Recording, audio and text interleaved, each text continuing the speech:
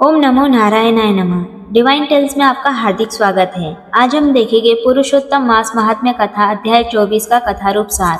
तो चलिए शुरुआत करते हैं।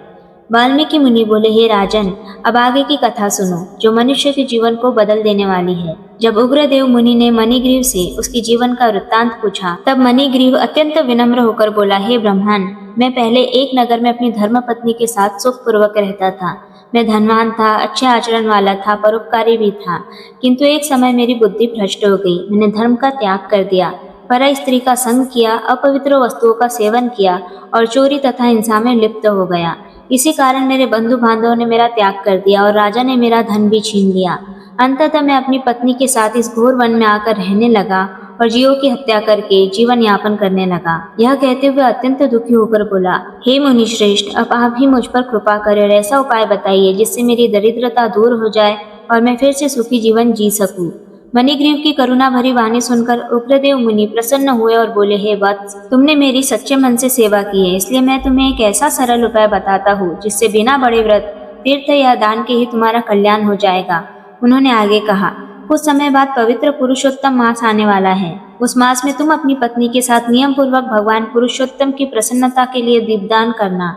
यदि संभव हो तो घृत या तिल के तेल से दीप जलाना, परंतु यदि वह उपलब्ध न हो तो इंगुदी के तेल से ही दीपदान करना।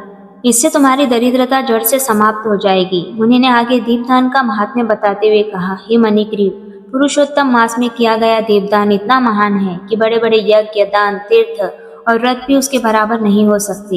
यह व्रत धन, धान्य, संतान, यश और सुख देने वाला है। जो जिस फल की इच्छा करता है वह उसे अवश्य प्राप्त करता है, चाहे वह धन हो, विद्या हो, उत्तम जीवन साथी हो या मोक्ष क्यों न हो।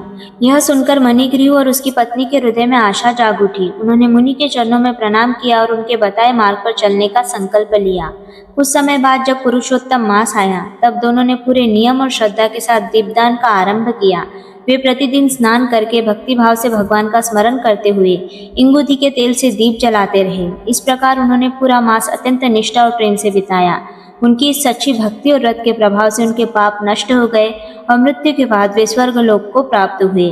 वहाँ दिव्य सुखों का भोग करने के पश्चात वे पुनः पृथ्वी पर श्रेष्ठ कुल में जन्मे। वहीं मणिग्रीव आगे चलकर पराक्रमी राजा चित्रबाहु बना और उसकी पत्नी ही चंद्रकला के रूप में पुनः जन्म लेकर उसकी अर्धांगनी बनी। उन्हें जो ऐश्वर्य, सुख और निष्कंटक राज्य प्राप्त हुआ वह सब पुरुषोत्तम मास में किए गए दीपदान का ही फल था।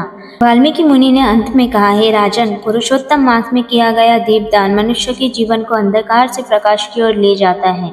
जो इसे श्रद्धा और नियम से करता है उसके लिए कोई भी वस्तु दुर्लभ नहीं रहती। दोस्तों, यहाँ पर हम विश्राम लेते हैं। जल्दी मिलते हैं अध्याय 25 के कथा रूप सार के साथ। लेकिन उससे पहले अगर आपको ये वीडियो अच्छी लगी हो तो वीडियो को लाइक और शेयर जरूर कर दीजिए।